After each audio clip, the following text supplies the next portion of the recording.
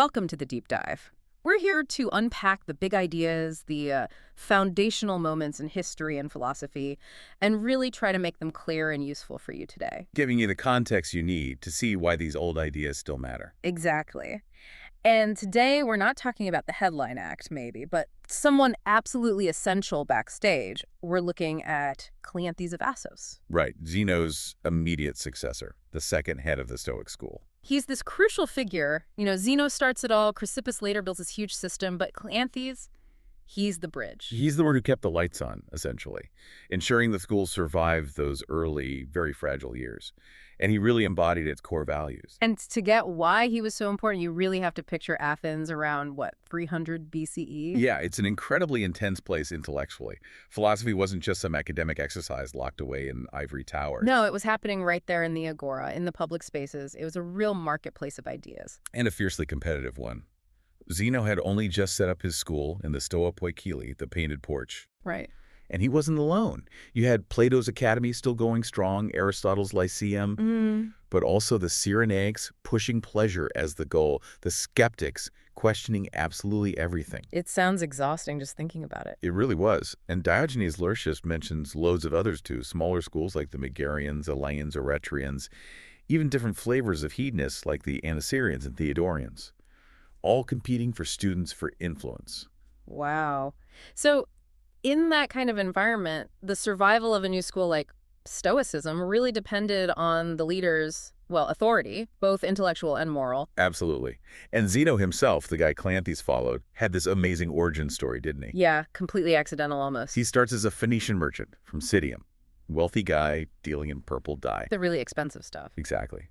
And then, bam, shipwreck near Athens. Loses the whole cargo. Everything. Instead of just trying to rebuild his business, which you'd expect. Right, he wanders into Athens, ends up in a bookshop, and starts reading Xenophon's memorabilia, specifically the bits about Socrates. And he's just completely blown away by Socrates' character, his self-sufficiency. So much so that he asks the bookseller, kind of plaintively, where can I find men like that today? And the bookseller, incredibly conveniently, Almost too perfect, right? Points to Crates the cynic, who just happens to be walking past. oh, that guy. And Zeno does, just like that. Switches from merchant to philosopher, studies with Crates, then others, and eventually starts his own school, the Stoa. But passing the torch, that first succession, that's always a critical moment for any movement, any organization. Zeno needed someone solid. Someone whose life was the philosophy, and whose mind could handle the sheer breadth of Stoicism, the physics, the logic, the ethics. It's a demanding system. And that person was Cleanthes, and his backstory is it's pure Stoicism in action. It really is. He wasn't born into philosophy or wealth. He came from Assos. Apparently he was a boxer in his youth. A boxer? Okay, that's unexpected. Yeah. And he arrives in Athens dirt poor. So poor, in fact, that to afford studying with Zeno during the day, He worked all night. he worked as a manual laborer all night long, hauling water for gardens, drawing water from wells, hard physical labor. That's where the nickname comes from, right? The water bearer. Freantles. Yeah, exactly, freantles. It wasn't just a cute nickname, it was a description of his life. He literally carried water by night to study wisdom by day. That just puts a whole different spin on it. It's not just biographical trivia. It's the embodiment of Stoic perseverance, diligence, industriousness. He didn't just learn the philosophy, he earned it through sheer grit, physical and mental. There's that story about the magistrate, isn't there? Oh, yeah. Apparently, he was summoned before the Areopagus, the court, because they couldn't figure out how this guy who spent all day studying had any means of support. They suspected something shady. Because he was working when everyone else was asleep. Right. So, as proof of his honest labor, he supposedly brought in witnesses, the gardener he watered for, the woman he drew water for, and even showed them the calluses on his hands and the money he'd saved.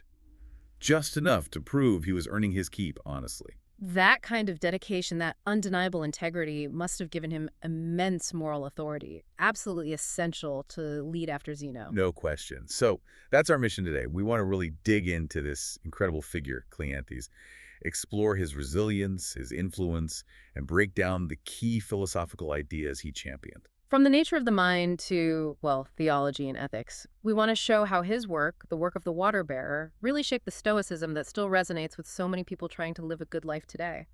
Okay, so let's start where the Stoics always start, physics. Because for them, everything connects back to the nature of the universe. Right. Their fundamental belief is that the cosmos isn't just random chaos.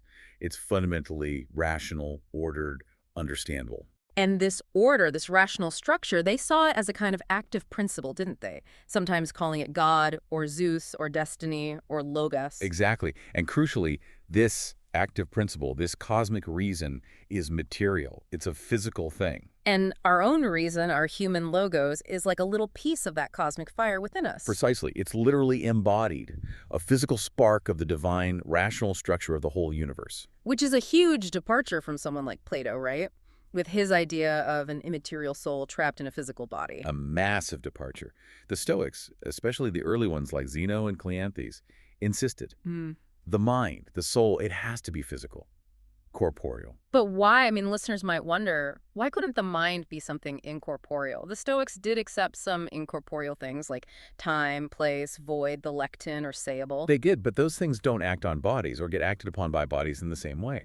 Their core principle here, rooted deep in their physics, is really quite elegant. Anything that interacts with the body, anything that can affect a body or be affected by a body, must itself be a body. It must be corporeal. And corporeal meant what exactly? Not ghostly. No, it was specific. It meant having 3 dimensions, occupying space, having substance, offering resistance, like a physical object. If the mind and body interact, which they obviously do, then the mind must meet these criteria. It must be a body. Okay, so if the mind is physical, what kind of physical stuff did they think it was made of? Not flesh and bone, presumably. No, they had a special substance for this, pneuma. Ah, pneuma. Often translated as breath or spirit, but that sounds a bit vague. It is vague in translation. For them, it was much more technical. Pneuma is a specific blend of air and fire. Think of it as a kind of intelligent, dynamic, warm air, a sort of craftsman-like fire, as Cicero calls it. Cracksman-like fire. I like that. Yeah, it's the active principle that permeates everything, holding it together, giving it tension, or telenos. It's the basis of life and rationality. And the mind, or the ruling part of the soul, the hegemonikon. The hegemonikon, which they usually located in the heart or chest, is supposed to be made of this really refined, fiery pneuma. It's the command center. So our mind is literally a concentration of this cosmic, fiery, rational air stuff. Oh. Okay. But how did they prove this interaction? What was the evidence that this physical mind was constantly affecting and being affected by the rest of our physical body? They pointed to really common, everyday experiences, things nobody could deny, starting with the body affecting the mind. Like stubbing your toe. Pretty much. You cut your finger, a physical event in the body, and immediately you feel pain, which is an awareness, a mental event. That signal has to travel through something physical. Makes sense. Or think about being physically ill. A fever, maybe a head injury. These purely physical conditions directly cause mental states like confusion, low spirits, disordered perceptions. The state of your body clearly impacts the state of your mind. Okay, that direction seems clear enough. Body influences mind. What about the other way around? Mind influencing body? That's where it gets even more persuasive, I think.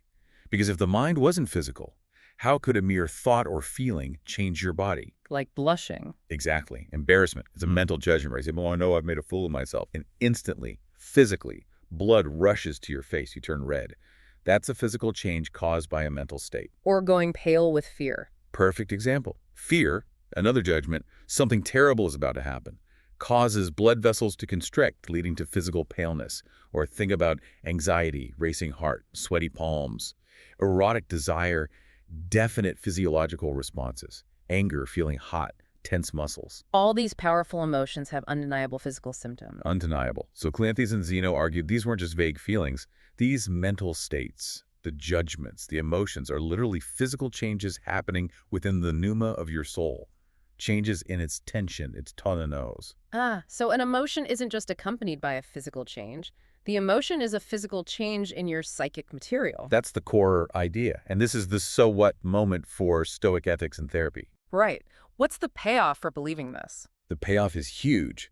If your thoughts, your judgments, your assents to impressions, and the emotions that follow are actual physical alterations in your soul pneuma, then vice, bad emotions, flawed character isn't some mysterious spiritual stain. It's a physical problem. It's a kind of physical slackness, a weakness, a lack of proper tension in your hegemonikon. It's a voluntary distortion of your own rational pneuma. Which means you can work on it. Physically, almost. Exactly. Stoic practice becomes about actively working to restore the correct tension, the rational tone, to your ruling faculty. It makes ethical improvement a concrete, psychological, even physiological task, grounded directly in their physics. Wow. So when you fail ethically, when you give in to anger or fear, you're literally physically messing up your own little piece of the divine cosmic fire. That's the idea. It gives the whole ethical project a real urgency, doesn't it? It's not just about abstract rules, it's about maintaining the physical integrity of your own reason. Okay, so if the mind is this physical active pneuma directing things from the chest, the next question is about action. How does that mental command translate into, say, walking across the room? Where does our agency fit in?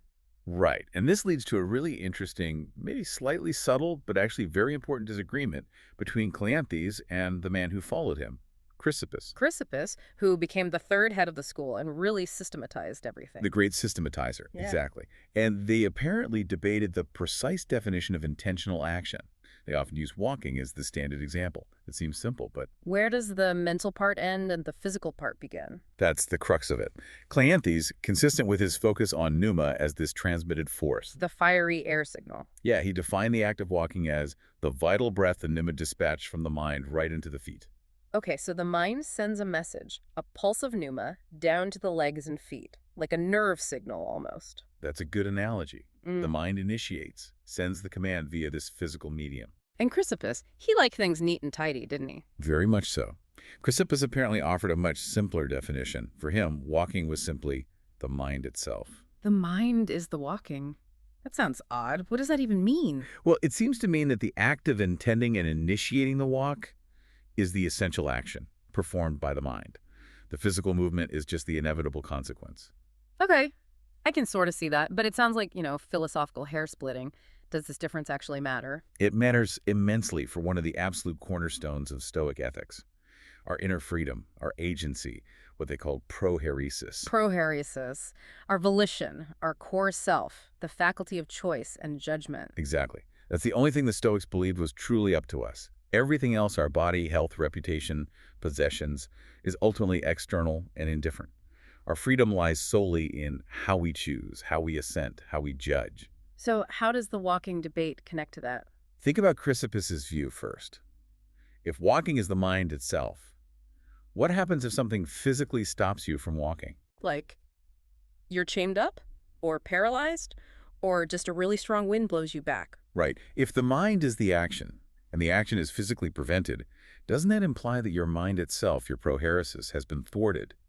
That your essential freedom has been compromised by external factors? I see the problem. If the mind is the walking and I can't walk, then my mind is somehow broken or impeded by the external world. That undermines the whole Stoic claim of inner freedom. Precisely. But now look at Cleanthes' view. Walking is the pneuma dispatched from the mind to the feet. Yes. So if you're chained up or paralyzed, can you still perform the Cleanthian action? Well, I can still intend to walk. I can still mentally send that command, that pulse of pneuma down towards my feet, even if my feet don't actually move. Exactly. The dispatching of the pneuma from the hegemonikon is a purely internal act of the mind. It's an impulse.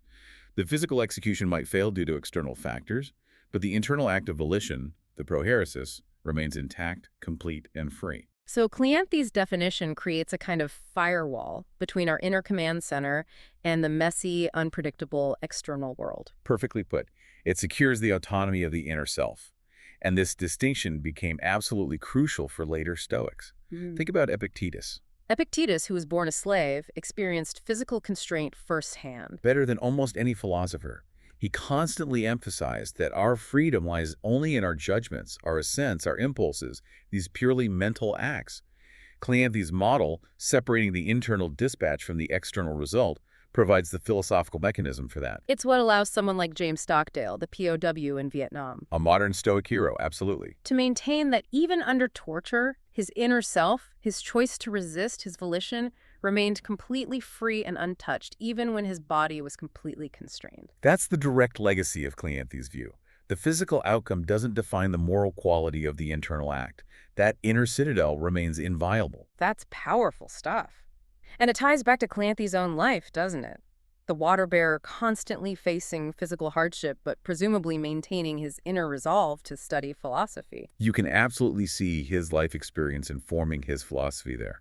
He knew what it meant to persevere mentally despite physical exhaustion and constraint. And this rigor, this focus on the unshakable inner state also showed up in his views on virtue itself, right? Yes, very strongly. Cleanthes argued that knowledge, and for the Stoics, virtue is a kind of perfect knowledge once attained, is inherently stable. It cannot be lost. That's the famous or infamous all or nothing Stoic sage idea.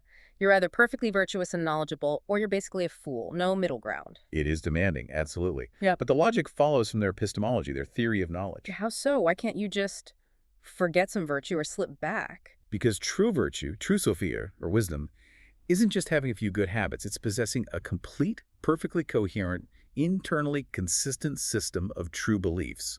Beliefs that have met the standard of catalepsis. Catalepsis, that firm grasp or cognitive impression that's so clear and distinct it compels assent and corresponds perfectly to reality. Exactly. So if you have achieved this state, if your entire web of beliefs is perfectly rational and secure based on these cataleptic impressions, Yeah. then, Cleanthes argued, there's no rational foothold left for a false impression to take root.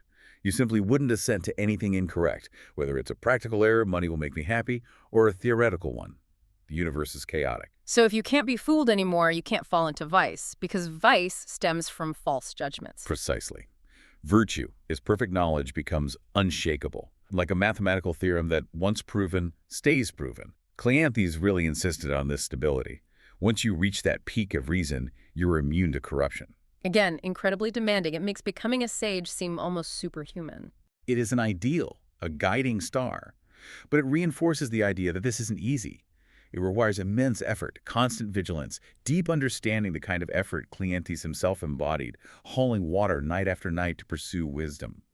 Virtue has to be earned, and once truly earned, it's yours for good. Okay, let's shift gears a bit. We've talked about the physical mind and agency, but the whole Stoic system, as you said, rests on this idea of a rational, living cosmos, basically. God being inherent in the universe. Right, God as the active, rational principle, the pneuma, shaping passive matter, a kind of immanent divinity, not a transcendent creator sitting outside. So if that's their core belief, they needed to explain how people, ordinary people, actually come to have this idea of God or gods in the first place. Exactly. They talked about a prolepsis, a sort of innate preconception or a basic grasp of the divine, common to all humans, but that's a bit abstract. Cleanthes seems to be the one credited with trying to explain how this preconception actually arises from experience. He gave it empirical grounding, made it less just assumed. Yeah, he reportedly offered 4 specific reasons, or causal factors, that lead human beings to form the concept of God or gods. 4 observable pathways to theology. Okay, let's break them down. What's the first one? The first relates to predicting the future. It's the foreknowledge of future events, which they usually link to divination. Divination, like oracles, reading entrails, watching birds, that sort of thing. Seems a bit superstitious to us now. Maybe, but for the Stoics, it fit perfectly with their physics. If the universe is a totally determined chain of cause and effect, governed by rational providence, Then the future is, in principle, knowable. exactly. And if the gods, or the rational cosmos, are providentially managing things, then they must provide signs of what's coming. The very existence of practices trying to read these signs, whether it's the oracle at Delphi or Roman augury, prove to Cleanthes that humans recognize an underlying order, and a source of that order capable of revealing it. So the attempt itself points to the belief. Right. The practice of divination, even if human interpretation is flawed, implies a belief in gods who know the future and care enough to signal it. It's evidence for both divine existence and providence. Okay, what's the second factor? This one seems more down to earth. Much more. It's simply the abundance of benefits we receive from nature. Like sunshine and rain, food growing. All of that. The regular cycle of seasons, the fertility of the earth, the air we breathe, the water we drink, the materials for shelter and clothing, just the sheer usefulness and appropriateness of the natural world for human life. It all seems too good, too well suited to be just random chance. That's the intuition Cleanthes is tapping into. The overwhelming evidence of nature's bounty suggests a benevolent, intelligent source, a provider. Makes sense. The third one seems to tap into a more primal feeling, fear and awe. Definitely. This is about our raw emotional response to the power and majesty and sometimes the terror of nature. Like thunderstorms earthquakes, huge waves. Precisely. Think about a massive storm, the lightning flashing, the thunder crashing, or the terrifying power of an earthquake or a volcano. These experiences make us feel small, powerless. And might lead people to imagine powerful beings behind them. Zeus hurling thunderbolts. Exactly. Lucretius, the Epicurean poet, actually makes this point too, that fear of natural phenomena was a primary driver for belief in powerful, potentially angry gods. Cleanthes saw this awe, this recognition of forces vastly greater than ourselves, as another natural pathway to conceiving of the divine. Okay, so we have divination, benefits, and furor. What's the fourth? This one sounds very Stoic. It really does. It's the uniform motion of the heavens. Ah, the stars and planets. Astronomy. Yes. For anyone looking up at the night sky, especially in the ancient world without light pollution, the sheer regularity was astounding. The sun rising and setting, the moon waxing and waning, the planets moving in predictable paths, the fixed stars revolving in perfect harmony. It's like a giant, perfect clockwork mechanism. That's exactly how they saw it. This incredible cosmic order, this predictable, harmonious dance of the celestial bodies couldn't possibly be the result of random atoms just bumping into each other, which was the rival Epicurean view. No, this points to an underlying intelligence, a rational designer. Undeniably, for Cleanthes. The heavens were the ultimate empirical proof of a rational, organizing principle structuring the entire cosmos. It was visible evidence of the divine logos at work. So Cleanthes takes this idea of an innate concept of God and says, look, here are four concrete ways we actually arrive at it through thinking about the future, divination, appreciating present benefits, feeling awe and fear, and observing the cosmic order above. Right. He provides these causal pathways, mixing intellectual arguments, divination, astronomy, with more direct experiential ones. Benefits, awe. And all four point towards the same conclusion. Yes, they all reinforce the core Stoic idea. The universe isn't dead matter. It's a single, living, rational organism infused with divine reason. God isn't separate. God is the rational order we observe, from the seasons on earth to the stars in the sky. Cleanthes really helped anchor their theology in observable reality. So all this physics and theology, the material mind, the rational cosmos, it wasn't just speculation for its own sake, was it? For the Stoics, it all had to lead somewhere practical. Absolutely. Like Socrates, they believed philosophy was only valuable if it helped you live a better life. The ultimate goal was eudaimonia, human flourishing, living well. Which means living in accordance with nature, with that rational order we were just talking about. Exactly. Living rationally, virtuously, in harmony with the rational universe. And one of the most intensely practical areas where philosophy was needed in the ancient world was dealing with hardship, with suffering, particularly things like grief and sorrow. Definitely. Offering philosophical consolation, helping people cope with loss and pain, was a standard part of an ethical teacher's job. It wasn't just theory. It was applied wisdom. And Cleanthes, given his emphasis on rigor and the stability of virtue, his approach to consolation was probably quite demanding. Extremely demanding. You could say it's Stoicism in its purest, most undiluted form. It makes almost zero concessions to what we might consider normal human emotional responses. The essayist Montaigne, writing centuries later, actually summed up Cleanthes' method very concisely. What was his core argument for someone grieving? Montaigne says Cleanthes' approach was simply to argue that what we complain of is no evil, period, full stop. Wow. Okay, let that sink in. Someone comes to you, they're heartbroken because their child has died or they've lost their home or they're facing a terminal illness. And Cleanthes' advice is, that thing you're upset about, it's actually not bad. That's the essence of it. It flows directly from the core Stoic doctrine of value. Which states That the only true good is virtue, rational excellence of character, and the only true evil is vice, the corruption of that character. Everything else, health, wealth, reputation, life, death, pain, loss, is technically indifferent, adiaphora. indifferent, meaning they have no real value, positive or negative. No intrinsic moral value, yes. They don't affect your fundamental capacity to be virtuous.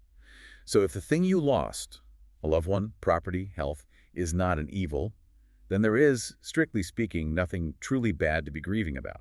So the grief itself is an error. It's based on a false judgment. It arises entirely because you have assented to the incorrect impression that this external event is bad. You've mistakenly assigned negative value to something that is merely indifferent. That is incredibly rigorous, almost seems cold. How did that compare to how other philosophical schools at the time approached grief? It stands in pretty stark contrast. Take the Peripatetics, the followers of Aristotle. They were generally more about finding the golden mean. right? Yeah, Moderation. exactly. So facing grief, they wouldn't deny the loss was bad. They'd likely concede it is an evil, but perhaps argue it's a light evil, or a moderate one, something that reason and time can help mitigate. They allowed for a degree of appropriate or measured distress. A bit more accommodating to human feeling, perhaps. Certainly seems so. Then you had Chrysippus, Cleanthes' own student. He was also incredibly rigorous, maybe even more so in some ways. How did he differ from Cleanthes here? Chrysippus focused heavily on the idea that grief is an irrational contraction of the soul, a disease based on a fresh, false opinion. He might argue that bemoaning your situation is neither commendable nor just, because it stems from intellectual error. Okay, still pretty tough. And some sources suggest Chrysippus actually advised against applying immediate remedies or consolations to fresh grief. Why on earth would he do that? The idea seemed to be that you should let the initial shock force the person to confront the underlying false judgment head-on. Don't soothe them immediately. Make them realize their pain is self-inflicted through faulty reasoning right from the start. That sounds brutal. Let them suffer to learn. It's certainly a challenging therapeutic approach. Then, completely different again, you have the Epicureans. Their goal was ataraxia, tranquility, freedom from disturbance. Right. So their approach to grief was essentially distraction. Epicurus advised shifting your thoughts away from the painful things. Focus instead on pleasant memories, or anticipate future pleasures. Change the mental channel, basically. Pretty much. It's a psychological technique to manage the feeling rather than a philosophical argument to undermine its basis, which is what Cleanthes was doing. So Cleanthes' method is the most intellectually demanding. It requires you, right in the midst of pain, to perform this radical philosophical analysis and conclude that the cause of your pain has no actual negative value. Exactly. It demands an immediate, total rejection of the initial impression that tragedy equals genuine harm. You have to instantly recognize it as an indifferent external and refuse to grant the assent that would generate the negative emotion. It's the ultimate application of, it's not things that upset us, but our judgment about things. That's the principle in its starkest form. For Cleanthes, the water-bearer, who had disciplined himself through immense physical and mental effort, the power of correct judgment had to be absolute. It had to be strong enough to withstand anything fortune could throw at you. If you assent to loss as evil, you choose the suffering. Cleanthes demands you refuse that choice. Looking back then, Cleanthes really occupies this vital spot in the Stoic story. He's the link. Zeno lights the spark, Cleanthes builds the intricate engine, but Cleanthes is the sturdy framework holding it all together in that critical early phase. He really is. He wasn't just keeping Zeno's seat warm. He was actively receiving, internalizing, and transmitting these very demanding early Stoic doctrines: the material soul, the role of pneuma, the absolute stability of virtue, the radical view on indifference. And crucially, he did it with the weight of his own life story behind him. The water bearer wasn't just teaching ideas. His life was the evidence that this stuff worked, that it was possible. Absolutely. His biography is maybe the best argument for the Stoic path. It proved that virtue wasn't about noble birth or having leisure time. It was about effort, perseverance, rational commitment. It had to be earned. Which reinforces that Stoic idea we touched on, becoming the sage, the fully virtuous person, isn't easy. It's a serious intellectual undertaking. It requires study, reflection, deep understanding, not just going through the motions. Right. It's a cognitive achievement as much as a moral one. Cleanthes' life showed it was possible through dedication, even against overwhelming odds. And his life also kind of highlights what the Stoics knew. There are different challenges on the path to virtue, right? For a wealthy person, maybe it's resisting luxury. For Cleanthes, For Cleanthes, it was overcoming poverty, physical exhaustion, maybe even scorn, while staying absolutely focused on the pursuit of reason. He demonstrated that the core Stoic tool securing your inner volition, your prohairesis, could handle any kind of external pressure. and that brings us back to his key philosophical contribution, that distinction about action and volition we discussed earlier. Yes, the Cleanthian model where the mind dispatches the pneuma rather than the mind being the action. That technical distinction is arguably the foundation stone for centuries of Stoic resilience. It's what allows later Stoics, like Epictetus under slavery, or Marcus Aurelius facing plagues and wars, To insist that true freedom resides only in our judgment, our assent, our impulse. Those purely internal mental acts that Cleanthes' model carefully walled off from external interference. Your body can be chained, your empire can be crumbling, but your ability to judge rationally, to choose your response, remains untouched. if you use it correctly. If you refuse to grant assent to those fear-inducing or grief-inducing impressions, refuse to label externals as good or bad.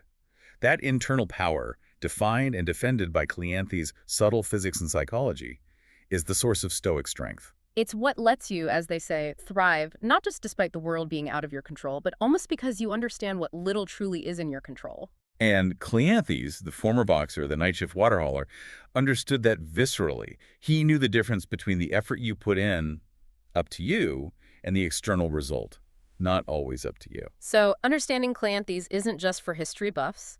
It helps you appreciate the sheer intellectual and moral effort that went into building this philosophy that still helps people today. It wasn't just Zeno's initial insight.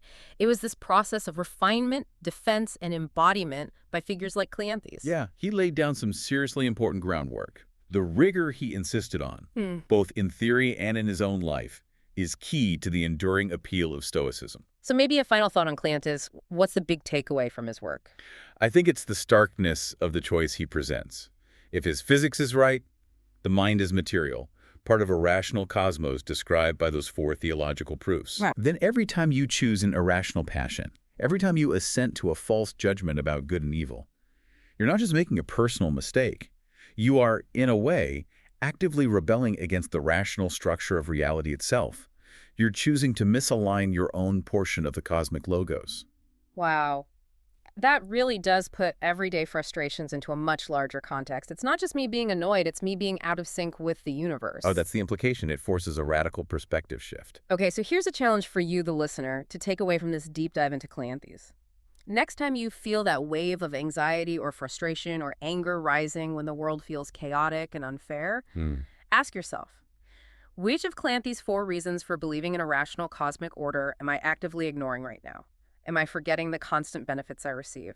Am I blinding myself to the incredible, predictable order of the universe, even on a cosmic scale? Am I letting fear or a sense of lack create chaos in my own mind, imposing it onto a fundamentally ordered reality? Exactly. If you accept, even provisionally, Cleanthes' idea of a rational design to things, does your emotion actually match that design? Or is it, as he argued, a self-inflicted disturbance? A physical slackness in your own reason, a failure to apply the disciplined focus of the water bearer. Maybe try starting tomorrow by consciously reviewing your reactions. Did my judgments align with that universal reason, or did I choose my own little pocket of chaos? It's a demanding question, but Cleanthes would expect nothing less.